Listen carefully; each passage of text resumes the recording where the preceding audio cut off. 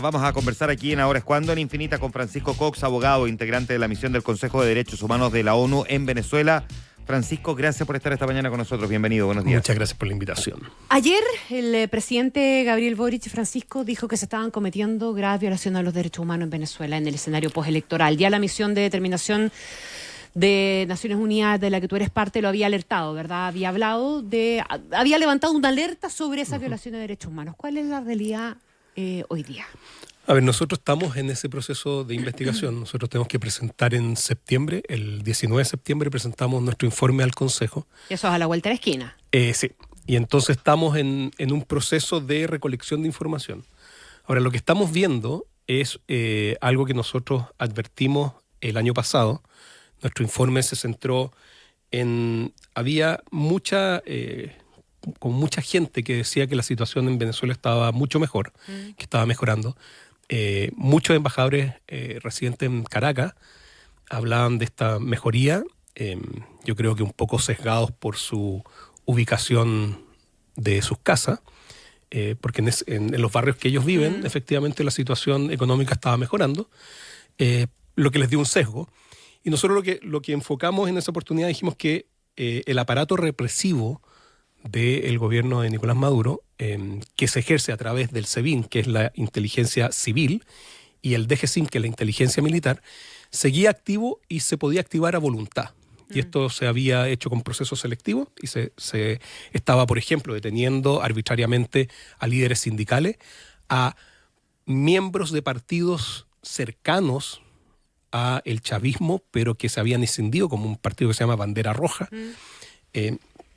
y que al mismo tiempo había otro tipo de represión que uno podría decir que no era la del núcleo más duro de nuestro mandato, que consistía en el cierre del espacio cívico. Esto es incautación de instrumentos de radio, el cierre de instrumentos de radio, por ejemplo, manifestaciones que había hecho... Radio en medios de comunicación. Radios en medios de comunicación. Por ejemplo, habíamos documentado que si María Corina, en esa época todavía candidata, iba a ciertos lugares, rápidamente llegaba el equivalente a servicio de impuestos internos a ese hotel, le cerraba el hotel, le empezaba a hacer una auditoría, o si es que iban a un restaurante, tomaban detenido incluso a la persona que había dado el restaurante. Entonces, un verdadero cierre. Pero en alguna parte tú definiste que se documentó una política de Estado para aplastar a la oposición. Eso fue en nuestro primer informe. Sí. Nosotros cuando determinamos, y en aquella oportunidad bastante gente fue crítica de nuestro informe en términos de que nosotros decíamos que habían crímenes de lesa humanidad, que se estaban cometiendo crímenes de lesa humanidad, y que había una política de Estado de aplastar a la oposición. Esa política de Estado era justamente implementada por el gobierno y se usaba el aparato estatal para implementar y facilitar los elementos para este plan criminal que es aplastar a la oposición. Esa era una política de Estado y por tanto nosotros dijimos que era criminal de lesa humanidad. Digo que en ese momento fue criticado. Afortunadamente, digo yo, posteriormente la Fiscalía de la Corte Penal Internacional solicitó autorización para iniciar una investigación respecto de Venezuela sobre justamente los mismos hechos que nosotros estábamos documentando. Eso ya está en curso. Eso está en curso, Por lo eso tanto, está lo activo. que dijo el otro día el secretario general de la OEA no tiene mayor novedad, digamos. A ver, lo que pasa es que sí, o sea, y no sé tampoco qué antecedentes puede haber aportado a la Fiscalía. La Fiscalía efectivamente ya inició una investigación. La Fiscalía, de acuerdo a mi experiencia, yo he litigado un caso ante la Corte Penal Internacional respecto de Uganda, y al inicio siempre la Fiscalía tiene un marco temporal, ¿no es cierto?, que inicia esa investigación. Y por lo tanto puede después ampliarlo. Entonces, iniciada la investigación por parte de la Fiscalía, puede estar investigando estos mismos hechos y puede estar mirando estos mismos hechos y los puede incorporar en una eventual formulación de cargo. Ahora, eso es fundamentalmente respecto del informe anterior. Ahora ustedes tienen que entregar que tú decías en septiembre con lo que está pasando hoy día. Exacto. Y está esa alerta que ustedes levantaron. ¿Qué es lo que estamos viendo hoy día? Hoy día lo que estamos viendo nosotros, y es lo que estamos documentando, es unas detenciones masivas. Es primera vez que hay una organización de abogados penalistas en Venezuela que se llama Foro Penal, que es una fuente bastante confiable de detenciones. Es la primera vez desde que nosotros estamos documentando que el gobierno y el fiscal, que la fiscalía supuestamente es autónoma, Vale, supuestamente. Y el fiscal y ellos están dando números mayores de detención que Foro Penal. Es decir, el gobierno está reconociendo que en un periodo de, llevamos, no sé, 6 días, 10 días, han detenido 1.642 personas. Lo que estamos viendo es que hay detenciones selectivas, detenciones masivas y detenciones de líderes opositores, personas que se le imputan haber estado en manifestaciones y se les toma detenido. Y estamos viendo algo que también es una práctica que ya habíamos observado antes, que es anunciar por la televisión o por radio cuáles son los cargos y el uso y abuso de la ley de incitación al odio, que es una ley que tiene una tipicidad. Los delitos están vagamente definidos y por lo tanto sujetos a mucha arbitrariedad. Claro, el rango de acción es muy arbitrario. Y el número es menor según el foro. Según el foro, lo que ellos han podido documentar, ellos tienen representantes a lo largo de todo Venezuela y ellos han dado números menores, pero el gobierno está dando números mayores. Esto puede tener un efecto claramente de inhibición a la protesta, de advertencia. Si ustedes ven los llamados y los programas que hace el señor Diosdado Cabello, una de las personas que también nosotros señalamos como que ha contribuido a la Comisión de Crímenes de Lesa Humanidad, él claramente está amenazando a la gente. Y esto también es similar a lo que ha hecho antes con su programa con el Mazo Dando. ¿Qué programa radio? Sí, un programa. ¿Qué se puede hacer cuando una vez que ya uno tiene más o menos definido, acreditado lo que está ocurriendo en Venezuela en materia de derechos humanos desde la comunidad internacional en términos prácticos? Porque si tenemos una figura que es capaz de amenazar, como Diosdado Cabello y el propio Maduro y otros más que lo acompañan, incluso el fiscal, ¿no? Sí. Pero ¿qué puede hacer en la práctica la comunidad internacional? Porque una cosa es tener la acreditación y otra es intentar perseguirlos, pero otra es que haya una respuesta, digamos, práctica frente a eso. A ver, eso escapa un poco a mi mandato, pero lo que nosotros hacemos es documentar para que, y solicitamos generalmente a la comunidad internacional que tome determinadas acciones. Dentro de esas acciones está el ejercicio de la jurisdicción universal. Esto significa que los países miembros de Naciones Unidas, aquellos que tienen en sus códigos procesales la jurisdicción universal, esto es que pueden investigar delitos cometidos contra la ley, crímenes de lesa humanidad cometidos en cualquier parte del mundo, iniciar acciones penales. De hecho, Argentina tiene uno de estos casos. España puede activar esto y distintos lugares. Junto con eso, yo creo que la investigación de la Corte Penal Internacional es sumamente importante, es algo que efectivamente puede surtir efecto en la medida que los Estados miembros respeten a la Corte Penal Internacional. Claro, ahora, todo esto puede tener algún efecto sobre, no sé, porque uno se imagina por qué no los apresamos y no los metemos a la cárcel, ¿verdad? Si están cometiendo este tipo de delitos. Esto todo solo puede tener efectos si ellos salen eventualmente de Venezuela. Eso, efectivamente. O sea, es muy difícil que... O sea, la Corte Penal Internacional no tiene una policía como para poder entrar a un país y tomar detenido a alguien. Eso lo tiene. Ni una orden de captura vía Interpol tampoco puede ser ejecutada a nivel local. No lo van a cumplir y esa es la historia. De hecho, hay historias bastante tristes en términos de no cumplimientos de órdenes de detención. Un ejemplo claro es al-Bashir, el presidente de Sudán en su momento, que va a Sudáfrica. Y no obstante Sudáfrica ser parte de la Corte Penal Internacional, no ejecuta la orden de detención.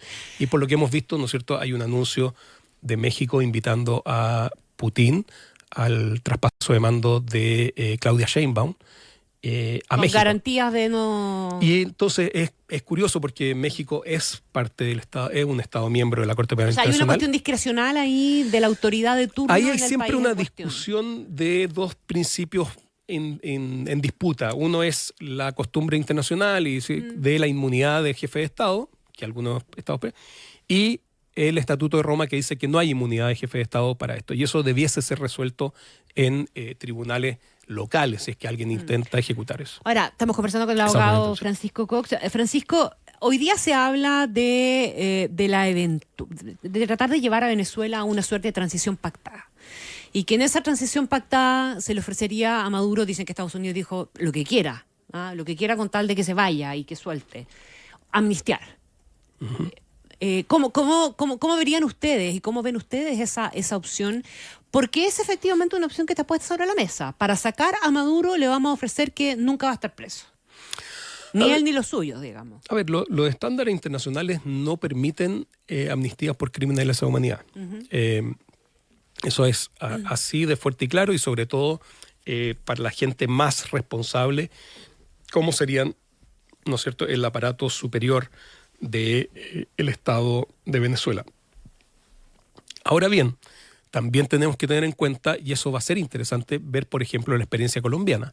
La experiencia colombiana se ha instalado, no sé si todavía no se ha testeado, por ejemplo, ante la Corte Interamericana de Derechos Humanos, si es que esa forma de ver la justicia en términos más amplios, no solamente desde el punto de vista de la justicia penal, resiste o no el estándar internacional de no dar impunidad, de sancionar proporcionalmente. Desarrolla un poquito más lo de Colombia para entender bien. A ver, en Colombia, ¿no es cierto?, está la paz, esto lo que llaman la justicia especial, la JEP, que justamente a raíz de los acuerdos de paz se establece una visión quizás más amplia de lo que es justicia. Entonces establece justicia retributiva y a cambio de detalles de, por ejemplo, de los desaparecidos, de información, de asumir responsabilidades, se dan trabajos, por ejemplo, trabajo comunitario, se enfoca en reparaciones, es decir, darle reparación a las víctimas. Penas de alguna manera. Exacto. Entonces ahí se puede más o menos,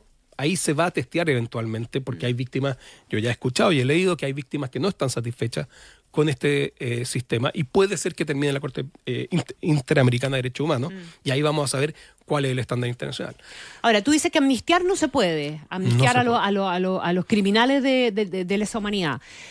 Pero sí se podría eventualmente llevar a Maduro a Cuba o a Nicaragua o a algún lugar que lo cuide y lo mantenga lejos de cualquier tipo de captura. ¿Cómo podría bypassear eventualmente esa persecución penal internacional? O sea, eso en el fondo yo creo que hay que diferenciar el ser con el deber ser, o sea, la realidad de los por hechos. supuesto. Y claro, sí, o sea, de que se ha hecho muchas veces eludir la responsabilidad internacional por comisión de crímenes de lesa humanidad, se ha hecho.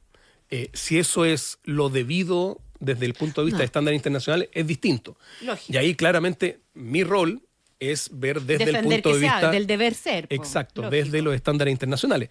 Pero efectivamente, por eso digo que donde se abre algo interesante a mirar es justamente el caso colombiano. Y por eso Colombia puede cumplir un rol tan importante aquí. Porque justamente Colombia, para salir de su proceso de guerra con las FARC, creó este sistema de paz alternativo, por decirlo, especial, que no ha sido testeado a nivel de estándares internacionales. Y eso puede ser que cambie la mirada, cambie el estándar y diga, mire, si es que hay una retribución suficientemente importante en el interés de la justicia, vamos a Podemos pactar. Desactivar ciertas cosas. Por ejemplo, el Estatuto de Roma, dentro de los criterios, tiene el interés de la justicia. Alguien podría argumentar que efectivamente que haya una transición en Venezuela, que se recupere, ¿no es cierto?, ciertos estándares, que salga cierta gente, va en el interés de la justicia y por lo tanto que la Corte Penal Internacional diga, mire, ¿sabe qué? Nosotros vamos a dejar de perseguir o desactivar nuestra investigación en pos de un interés. Claro. A por la cambio justicia. en pos del interés. Esa posibilidad, por lo tanto, existe. Existe. Está en el Estatuto de Roma. De hecho, por ejemplo, es la razón por la cual, justamente, nuevamente Colombia, se cierra. Colombia tuvo una investigación, muchos años. Y cuando empieza el proceso de paz y cuando empieza esta justicia, la Corte Penal Internacional, la oficina de la Fiscalía de la Corte Penal Internacional dice, ok, en el interés de justicia vamos a parar la investigación. ¿Qué tan profundas son las violaciones a los derechos humanos en Venezuela? Porque hoy están, digamos, puestas sobre la mesa para la comunidad internacional, no digo que antes no, pero hoy son objeto de discusión, de debate, de análisis y también de negociaciones. Pero ¿qué tan profundas han sido a lo largo de estos 25 años del chavismo? Son muy, muy, muy profundas, muy graves. O sea, no solo son violaciones graves a los derechos humanos, sino que han alcanzado el estándar de crímenes de lesa humanidad, en nuestra opinión. Yo tengo que aclarar que nuestro estándar de prueba es bases razonables para creer, que es distinto a el estándar de un juicio penal, que es más allá de toda duda razonable. bases razonables para creer es el estándar que se utiliza para iniciar una investigación, por ejemplo, por la Fiscalía de la Corte Penal Internacional. En nuestro informe, la gravedad de las violaciones a los derechos humanos en Venezuela documentamos que son muy graves. Y actualmente estamos viendo que, por ejemplo, a la gente no se le permite elegir a su abogado. O sea, de estos 1.600 personas que están detenidas, no se le permite elegir a su propio abogado. La gente de Foro Penal, incluso un abogado de Foro Penal fue detenido cuando fue a representar a personas que habían sido detenidas en este nuevo contexto, y no se le permite elegir su abogado, se le asigna un defensor penal público que no cumple con su rol de defender a la persona. Se habla, no sé si has tenido oportunidad de ver, en algunos medios internacionales se reproduce lo que es una operación que llaman Tuntún, que es con la que los cuerpos de seguridad venezolanos arrestan masivamente a personas, manifestantes y opositores. ¿Cómo operan? Eso lo han hecho a lo largo de estos años. O sea, el 2017, que es uno de los pics, porque hubo también, ¿no es cierto?, muchas detenciones y tortura. Lo que hacen es muchas veces cierran el barrio y entran y van tum porque es golpear la puerta, ¿no es cierto? Esa es la lógica de por qué la operación es tum. Y toman detenido. Lo que nosotros hemos documentado es que se toma detención sin orden judicial, o a veces incluso los jueces predatean órdenes de detención para cumplir con los plazos legales, con lo cual hay una contribución y una participación de jueces dentro del Poder Judicial que colaboran en estas detenciones arbitrarias. Se les planta evidencia o incluso simplemente no hay evidencia y terminan siendo condenados. Y muchas veces estas detenciones, como digo, en este periodo nosotros estamos en el proceso de documentación, por lo tanto no puedo decir en qué estamos, pero antes pasaban al helicoide, donde que es la cárcel a la que hizo referencia la ministra Orellana. Exacto, que es como el Parque Arauco, o sea, es un ex mall que convirtieron en cárcel. Ya. ¿Y qué tipo de gente es la que está en el helicoide? Ahí hay... ¿Y bajo qué condiciones? De todo tipo de gente. Las condiciones son obviamente violatorias de todos los estándares internacionales. Como les decía, hay lugares donde se tortura. Nosotros en el tercer informe dimos la estructura de responsabilidad dentro del SEBIN, quiénes son las personas que estarían responsabilizados, incluso en las sesiones de tortura, donde hay una persona que se llama Gran Cuartiaga, que es uno de los jefes del SEBIN, que participa directamente en las torturas, donde se le describe. Francisco, ¿qué explicación tienes tú para lo grosero que es todo esto? Porque es francamente grotesco. Esta cuestión como que nadie me estuviera viendo y hago este tipo de brutalidades, no solamente cometer un fraude del nivel de infantilismo grosero con el que se hizo, sino también lo que tú estás describiendo. A ver, yo creo que... ¿Qué concepto tienes de ti mismo para pensar que todo esto que tú estás haciendo va a pasar inadvertido o simplemente no te importa que te... A ver, yo creo que la impunidad genera este tipo de situaciones. O sea, los años de impunidad, los años de no tener que rendir cuentas mayormente a nadie, lo tarde que se demoró la comunidad internacional en reaccionar, lo altamente politizado.